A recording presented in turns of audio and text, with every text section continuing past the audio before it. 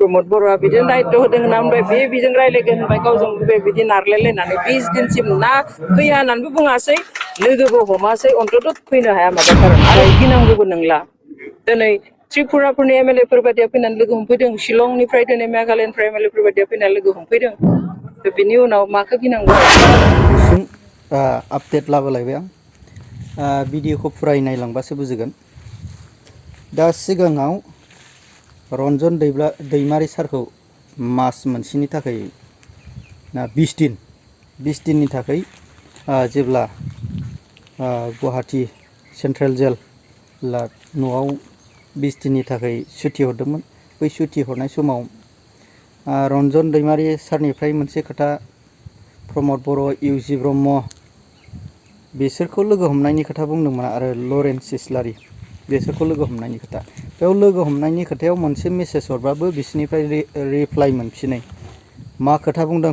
अनजालि दैमारि मेडामनिफ्राय खोनासंनानै लाग्रो लाफैयाखै होननानै आं बुङाखै आं बुंदों जे आदाया लोगो हमनो होननानै लिरहरनाय बिथांमोना ओरैनो फैयो आलादा खोथा दिनै आदाया गाव आंखौ बुंदों जे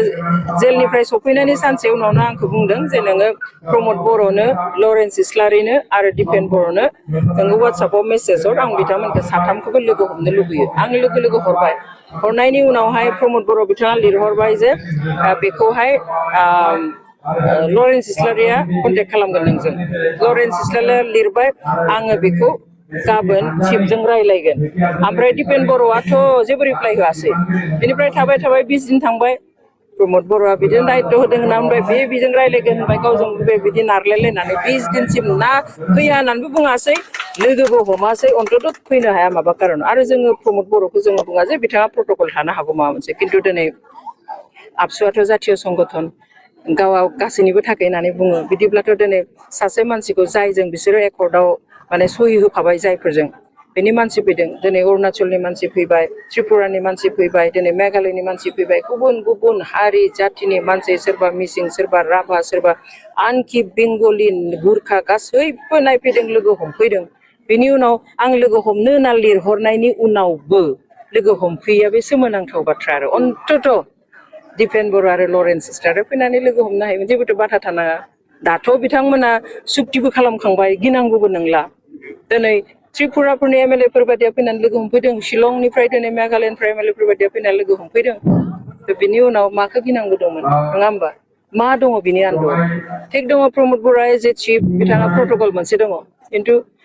दिपेन बर'आथ' फैनो हायोमोन लिरहरथारदों बिनि वाट्सएपआव आंनियाव दाबो मेसेजआ दङ आनफर्चुनेट आरो डक्टर अनजालि दैमारि मेडामाथ' थार खोथाजों बुंग्रा थार खोथाजों सोलिग्रा अब्ला प्रमोद बर' सारमोन बायदिया बै समाव गोदै बर' फरायसा आफाद थानाय समाव गोदै हब्रा गारामा गावब्रालायनो नागिरनाय खोथा बुंग्राया गासैबो मिसलिया खोथा बुंनायनिसोमोन नामा ना बै समाव सोरनिबा EM GM जानो साना बा सोरनोबा MP MLA जानो साना बेबायदि बुंनाया मिसा खोथाजों बुंबोनायखामोन बियो 17 बोसोराव जे बेनि खोथाया जे माब्रैबा गाव सिफ जानो हायो दा सासे स्ट्रागल खालामनानै दे रन्जन दैमारि जे सारखौ दि नायफैनो हायै एसेबो बा बुहुत असंभब खोथा दे बे नायफैनो हायाबो लरेन्स इस्लारि आरो गबिन्द चन्द्र सारमोन आरो उर्खाव इउजि ब्रह्म बिसोरथ' नायनो हायोना दा लोगो हमनो हायोना बिसोरखौ लोगो हमनाय मानि गावसोरबो जेल जानांनाय नामा ना मा खोथा दा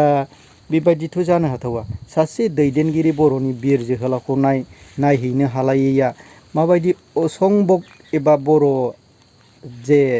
दैदेनगिरिखौ अननो हाथावै गावसिनि लबिया जे बेखौ नायनांगौबा जोंनि जे माबाया पावारा लेस जागोन जोंनि सिटआ थांगोन बिसिनि साननायाथ' ना अब्ला रायजोफोर नोंथांमोनहा मा सानो बिसिनि साननायनि गोसोनि साननायखौ नोंथांमोनहा बुंहरबानो जाबाय आरो जायफ्रा आंनि चेनेलाव गोदान चेनेलखौ साबस्क्राइब खालामना